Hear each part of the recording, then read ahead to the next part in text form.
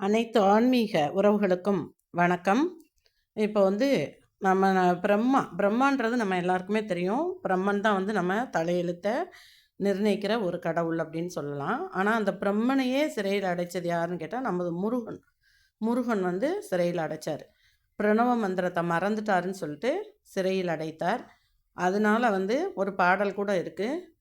அதாவது பிரம்மனை சிறையில் அடைத்தான் முருகனே, அதனால் சிறையின் அடைத்தான் முருகனே, அதனால் பிரம்மனும் மிரளுவான். அதனால் கந்தனிடம் பிரம்மனும் மிரளுவான், கந்தர் அடியவர்க்கு அவனும் அருளுவான். அதனால் அந்த மாதிரி ஒரு முக்கியமான கதை.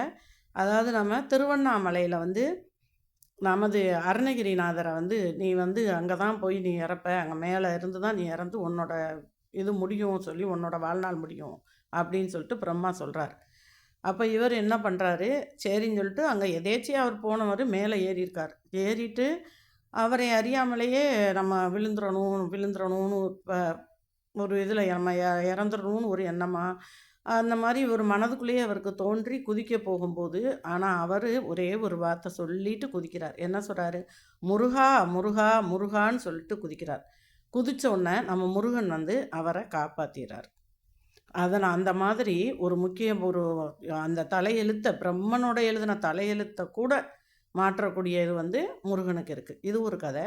இன்னொரு கதை என்னன்னு கேட்டிங்கன்னா, அதாவது நம்ம எவ்வளவோ நம்ம அதாவது நம்மளோட உடம்பு அழிய போகிற உடல் தான் இருந்தாலும் அதுக்காக நம்ம எவ்வளவோ அலங்காரம் பண்ணுறோம். ஒரு நாளைக்கு ஒரு முறையாகவும் நிச்சயமாக நம்ம கண்ணாடி பார்க்காம போகவே மாட்டோம். பெரியவங்களாக இருந்தாலும் சரி, சின்னவங்களாக இருந்தாலும் சரி, எப்படியும் நம்ம எத்தனை வாட்டி வேணாலும் பார்ப்போம். ஆனால் அழியாத ஆன்மாவிற்காக அவர் என்ன பண்ணணும்னு சொல்கிறாரு, கந்தர் அலங்காரம். அந்த கந்தர் அலங்காரத்தில் ஒரு பானை சோற்றுக்கு ஒரு சோறு பதம் அப்படின்னு சொல்லிட்டு ஒரே ஒரு பாட்டை மட்டும் நம்ம அன்னன்னைக்கு நம்ம நினச்சி மனதார படித்தோன்னா நிச்சயமாக நம்ம தலையெழுத்தையே மாற்றுவாராம் முருகர். அவரை பிரம்மன் எழுதியிருந்தாலும் கூட அந்த தலையெழுத்தையே மாற்றக்கூடிய சக்தி முருகனுக்கு இருக்கான்.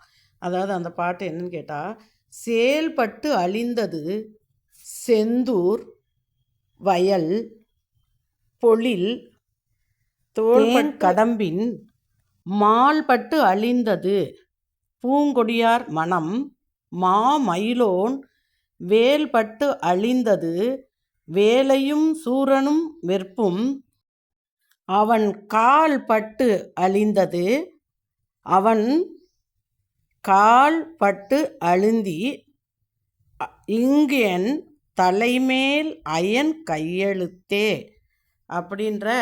அதாவது இந்த பாட்டோட பொருள் என்னன்னு கேட்டால், அவன் அவரோட ஒரு அழகை கண்டு பூங்கொடியார் மனம், அவங்க எல்லாரும் வள்ளி தெய்வானை 2 பேருமே முருகனோட அழகை பார்த்து அவரை திருமணம் செஞ்சுக்கிட்டாங்க. அது மட்டும் இல்லை, அதுக்கடுத்து வேலால் யாரை அழித்தாங்க, சூரனையே அழிச்சிட்டாரு. அதே மாதிரி அதுக்கு அடுத்து அந்த கடைசி ஒரு வரி இருக்குது பாருங்க, அதுதான் நம்ம முக்கியமாக அதை மனசார நம்ம இது பண்ணி அந்த பாட்டை நம்ம இது பண்ணிக்கணும். அதாவது அவன் கால்பட்டு அழிந்து இங்கன் தலைமேல் அயன் கையெழுத்தே அப்படின்ற வரி. இப்போ நம்ம ஒரு அவரோட எழுதுகிறோம். இப்போ நம்மளே நம்ம வீட்டில் ஒரு கடிதம் எழுதுறேன்னு வைங்களேன், அந்த கடிதம் எழுதுகிறோம் அல்லது பேங்க்கில் போய் ஏதோ ஒன்று எழுதுகிறோம் அப்படின்னா நிச்சயமாக என்ன கேட்பாங்க, உங்கள் கையெழுத்து போடுங்கன்னு கேட்குறாங்க. நம்ம கையெழுத்து இருக்கணும். அப்போ நம்ம எவ்வளவு அதில் விஷயங்கள் இருந்தாலும் அந்த கையெழுத்து ஒரு முக்கியமான ஒரு இதாக நம்ம கருதுகிறோம். அதாவது இப்போ அந்த கையெழுத்து இல்லைன்னா அதுக்கு மதிப்பு இருக்கா?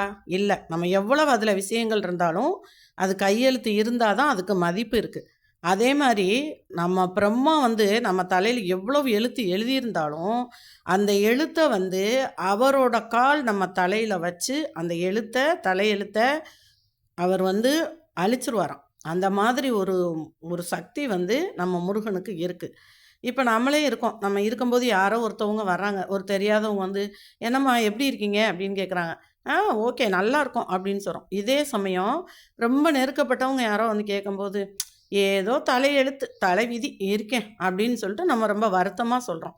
அந்த மாதிரி இருக்க இடத்துல இந்த இந்த முருகர் இந்த மாதிரி இந்த பாடலை நம்ம படித்தோன்னா நிச்சயமா இந்த கந்தர் அலங்காரத்துல வர்ற இந்த ஒரு பாடல படிச்சுட்டு இருந்தோம்னா, நிச்சயமா நம்ம தலை எழுத்து அவர் எப்படி எழுதியிருந்தாலும், அதை மாற்றக்கூடிய சக்தி இந்த ஒரு பாட்டுக்கு இருக்கு. அதாவது இந்த கந்தர் அலங்காரத்துல வர்ற ஒரே ஒரு பாட்டு 14வது பாட்டு. இந்த பாட்டுல இருக்கு. அதனால எல்லோரும் இந்த பாட்ட படிச்சு, நிச்சயமா முருகனோட அருளையும், நம்ம தலையெழுத்தை நிர்ணயிச்சு நல்லா வாழ்வோம். வாழ்க வளமுடன். நன்றி. வணக்கம்.